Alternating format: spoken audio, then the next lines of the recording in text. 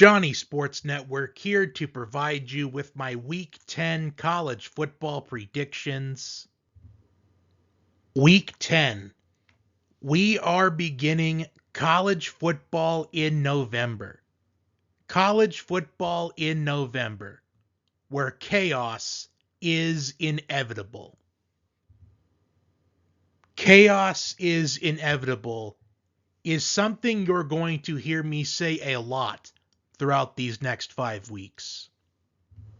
We have teams looking to keep a hold of their college football playoff positioning. We have teams looking to get into the college football playoff. We have teams looking to get to a bowl game. By some teams' standards, get to a better bowl game. Teams looking to play spoiler to spoil another team's season and perhaps end their college football playoff hopes. We have seniors looking to get one last memory of their college football career and perhaps their football career. And with the era we are in college football, it is an audition for a lot of players to impress teams when they end up entering the transfer portal. The main headlines from Week 9. Indiana with a dominant win against UCLA, 56-6. UCLA, they entered that game on a 3-game winning streak and arguably became America's team. As UCLA, they were one of the biggest, if not the biggest, laughingstock in all of college football. But then they became a team that many started to root for. Georgia Tech with a dominant win against a struggling Syracuse team. Syracuse has had a disappointing season so far. Ole Miss completely flips the script against Oklahoma. The week before against Georgia, they had a 9-point lead in the fourth quarter and ended up losing. But Ole Miss on the road scores the final 9 points against Oklahoma. Vanderbilt won in a defensive game against Missouri 17-10, a game where Missouri was down to their third-string quarterback as Bo Prabula left the game due to injury.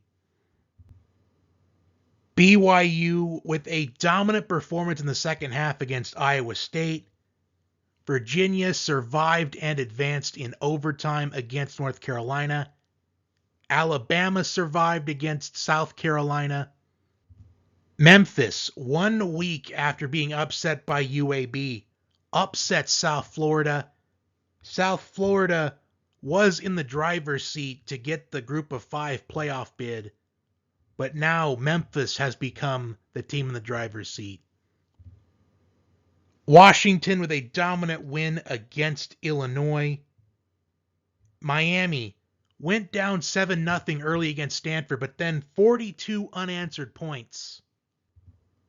Texas once again survive and advance in overtime, this time against Mississippi State. Texas down 17 in the fourth quarter.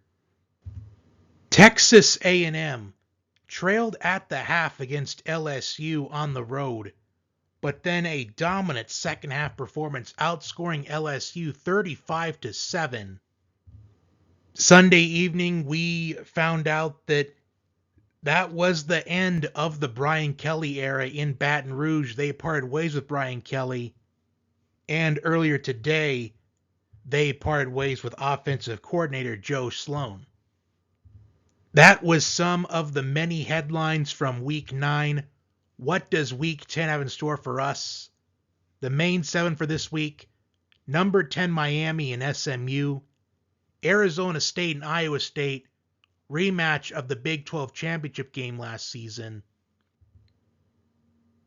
number 23 USC and Nebraska, Navy and North Texas, number 18 Oklahoma, and number 14 Tennessee, number 9 Vanderbilt, and number 20 Texas, and number 17 Cincinnati, and number 24 Utah.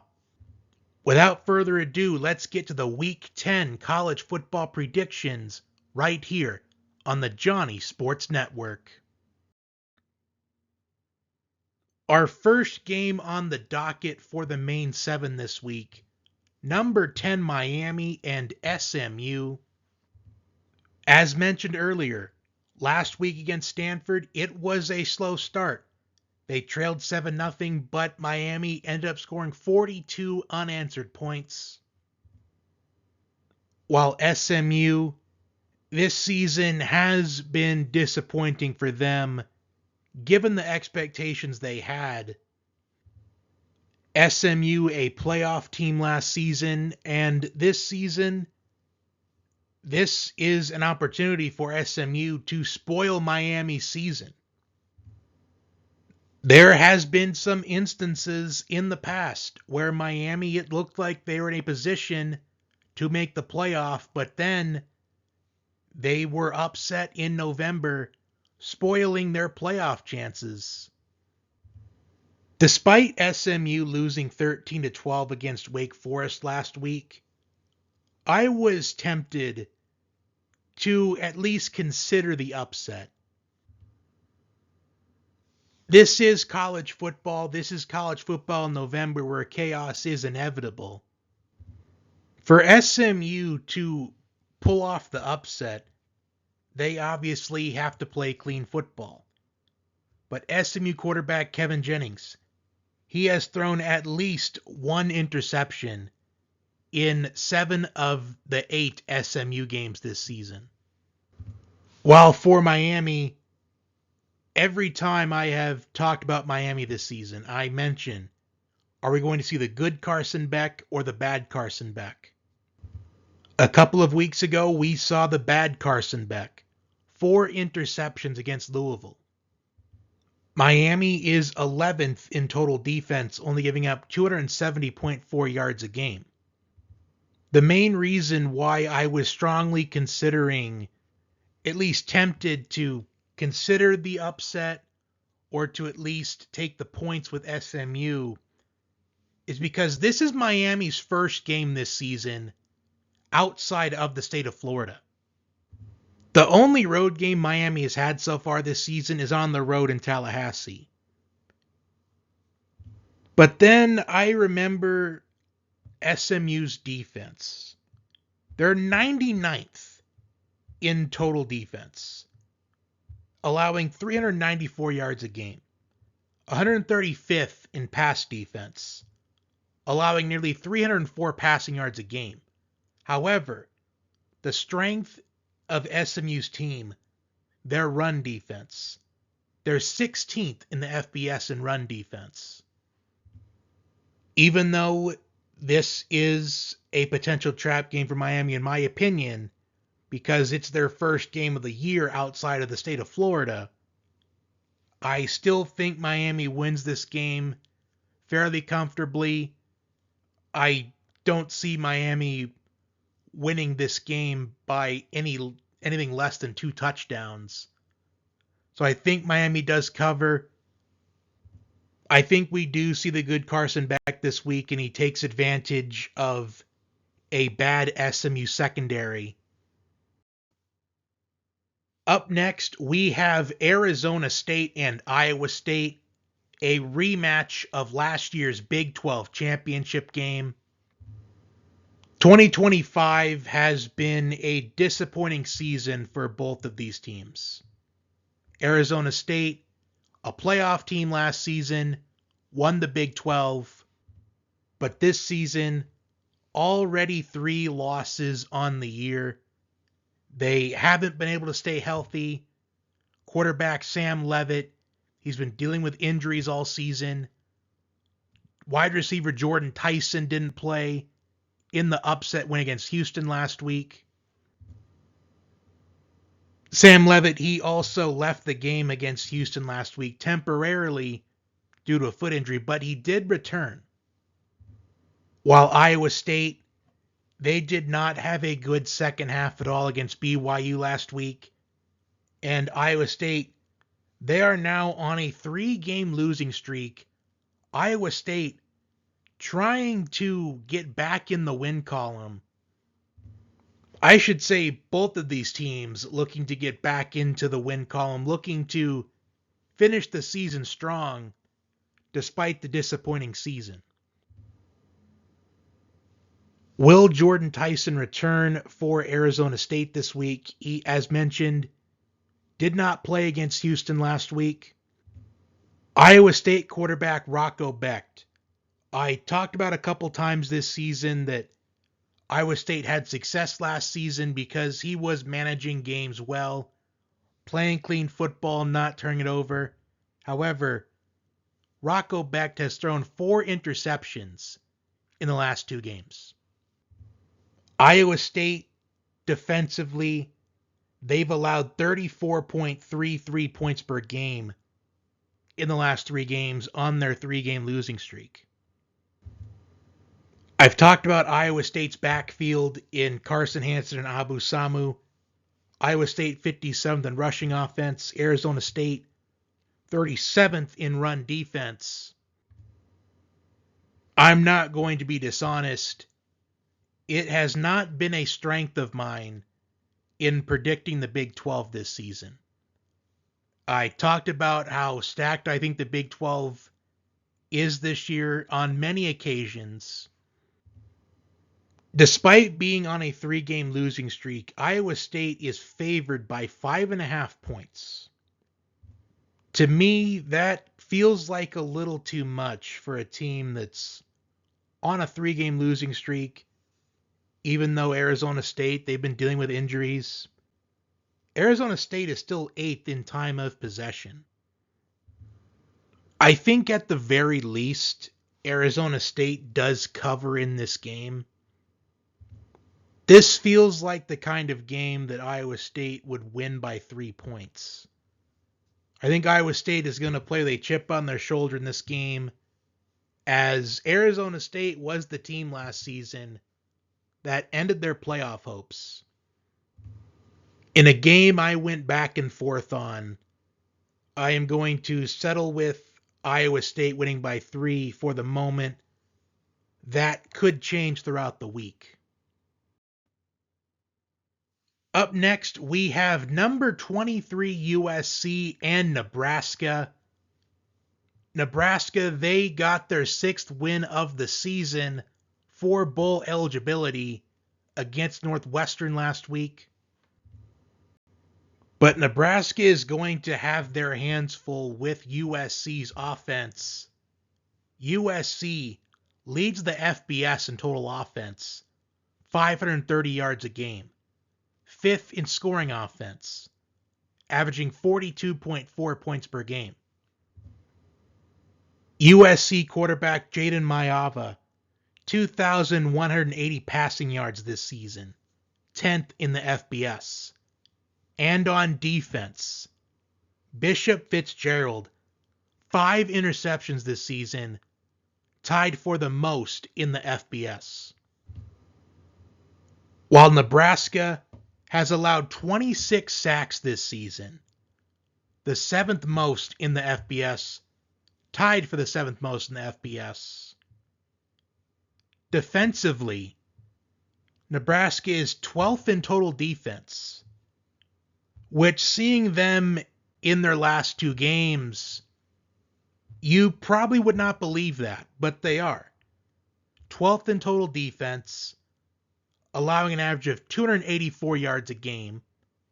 2nd in pass defense, allowing less than 128 passing yards a game. Running back Emmett Johnson is 5th in the FBS in rushing yards, with 837 on the season. As much as chaos is inevitable in November in college football,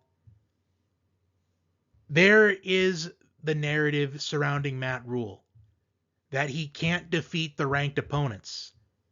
He's only defeated 1 ranked opponent in his coaching career, and it was Navy, back when he was at Temple. And nothing against Navy, but Navy is a winnable opponent whether they are ranked or not. But that is the narrative surrounding Matt Rule. Despite this being a game where USC could lose, or a losable game for USC, a losable game for Lincoln Riley, this being the type of game Lincoln Riley loses. If I recall correctly, USC under Lincoln Riley, when they're on the road, 2+ time zones, they are 1-9. Despite this being a night game and a trap game for USC, I am going to pick USC to win. I just don't trust Matt Rule against ranked opponents. Would I be surprised if Nebraska wins this game? I would not be. But at kickoff, in the psyche of USC, it's going to be a 4:30 p.m. game. And a lot of the issues with the West Coast teams going through multiple time zones is their psyche when games begin. If they play earlier on in the day, it still feels like early morning, but for USC, it's going to feel like a mid-afternoon game. And I think USC wins by at least a touchdown and covers the 6.5. Up next, we have Navy and North Texas. Another marquee game in what is a very stacked American Athletic Conference. Navy is 12th in total offense, averaging 477 yards a game.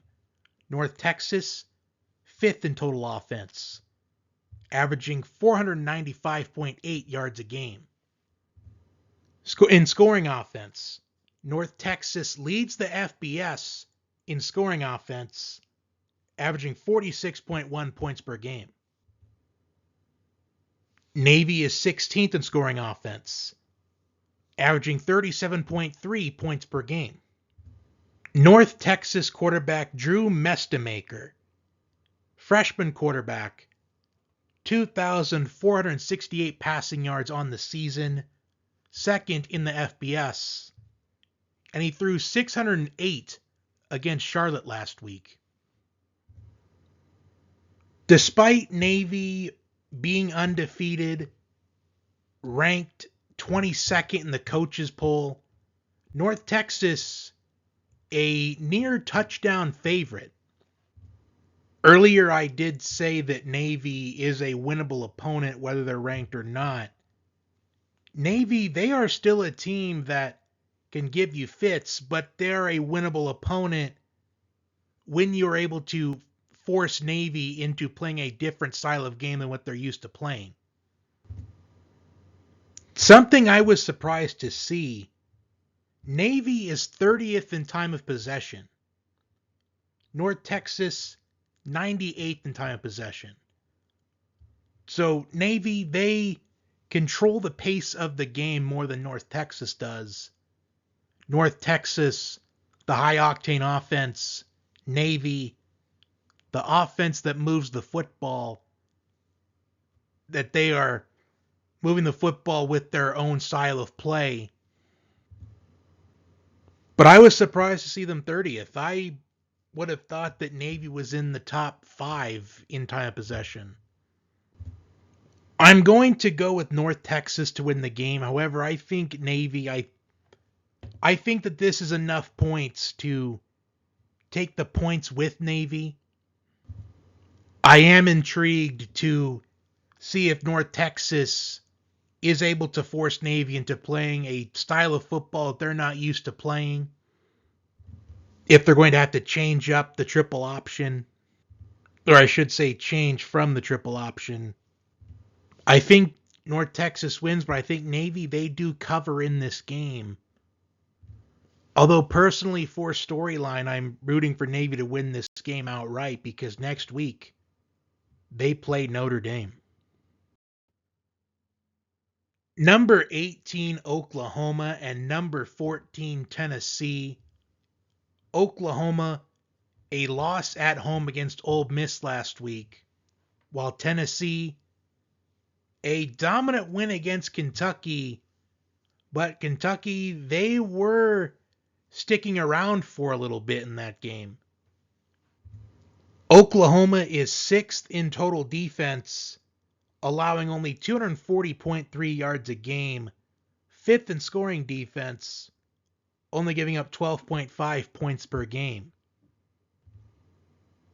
However, going into last week, the big question for Oklahoma was going to be, how do they handle an Ole Miss offense? Oklahoma, they had yet to compete against an offense like Ole Miss, and they did not answer the challenge. Allowing 34 points, the most points they've given up in a game this season, and allowing 431 yards of offense. What I have noticed with John Mateer since he returned from injury, from surgery on his throwing hand, he has been overthrowing receivers. I noticed it twice at the end of the game last week in the Red River rivalry when he threw his second interception, which changed the entire momentum of the game in the favor of Texas. How will Oklahoma respond? Because Tennessee is third in total offense, averaging 510.1 yards a game. Second in scoring offense, averaging 45.6 points a game. I mentioned a couple of weeks ago when Tennessee was playing against Alabama that Tennessee, they have the offense, but can the defense get stops in the game? As Tennessee is 101st in total defense, allowing 401.5 yards a game. This game essentially feels like a playoff game. In fact, it's an elimination game for the playoff, as whoever loses will have 3 losses on the season, eliminated from playoff contention. So this feels like a playoff game. This is the game this week that I am the least confident in. Oklahoma had their worst game of the season defensively, while Tennessee, I don't think I can trust their defense to make enough stops, even though John Mateer has been struggling as of late since returning from his injury. Despite this being a road game for Oklahoma, despite this being a night game, there's got to be upsets this week. I'm going to go with Oklahoma. I just don't think I can trust Tennessee defensively. If it ends up becoming a high-scoring game, I would favor Oklahoma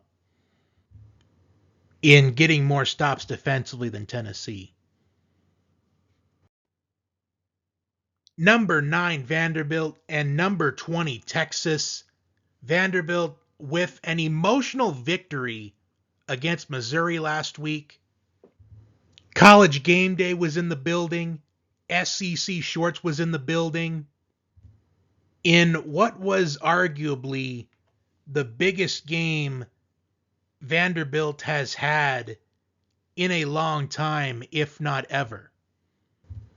This week, they go on the road against Texas, where on Saturday morning, there were reports that Sark was interested in NFL jobs. I don't know if that news played into effect for Texas last week, but they found themselves down 17 points in the fourth quarter, and they ended up rallying in overtime. Arch Manning left the game with a concussion. Backup quarterback Matthew Caldwell threw the game-winning touchdown pass in overtime. Arch Manning is currently in concussion protocol as he did not practice today. Right now, Texas is favored by 1.5 points. I'm not surprised by that at all. I expected Texas to be favored in this game. Despite how Texas has looked offensively throughout the season, Texas was always going to be favored in this game. Vanderbilt is 12th in scoring offense, averaging 38.4 points a game. Texas is 10th in scoring defense, only giving up 14.62 points per game. Vanderbilt is 9th in the FBS in third down conversion percentage, converting on third down 52.5% of the time. Texas so far this season has not been a disciplined team. They've accumulated 64 penalties this season, tied for the fourth most in the FBS.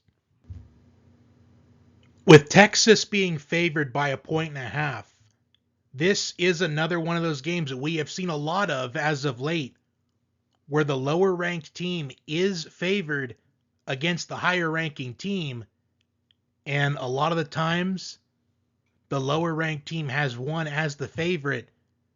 And I think that's the case once again this week, regardless of whether Arch Manning plays or not.